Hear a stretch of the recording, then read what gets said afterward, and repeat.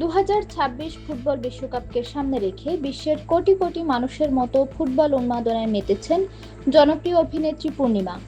তার ভালোবাসার কেন্দ্রবিন্দুতে আছেন ফুটবল জাদুকর লিওনেল মেসি। সম্প্রতি নিজের ভেরিফাইড ফেসবুক পেজে আর্জেন্টিনার নীল সাদা জার্সি পরা কয়েকটি ছবি প্রকাশ করে পূর্ণিমা জানালেন তার দীর্ঘদিনের ফুটবল ভালোবাসার কথা।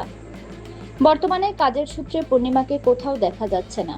মাঝে কিছুদিন উপস্থাপনার কাজ করলেও এখন কোথাও নেই তিনি। তার সিনেমায় সর্বশেষ তাকে দেখা গেছে কয়েক বছর আগে ফেরদৌসের বিপরীতে। তবে তার অভিনীত একাধিক সিনেমার কাজ স্থগিত আছে। অফুরন্ত সময়ে বিশ্বকাপ নিয়ে মেতে আছেন অভিনেত্রী। একজন খেলোয়াড়কে ঘিরে জন্ম নেওয়া মুগ্ধতা কিভাবে পুরো দলের প্রতি অকৃত্রিম সমর্থনে রূপ নেয়, পূর্ণিমার অনুভূতিতে যেন তারই প্রতিফলন।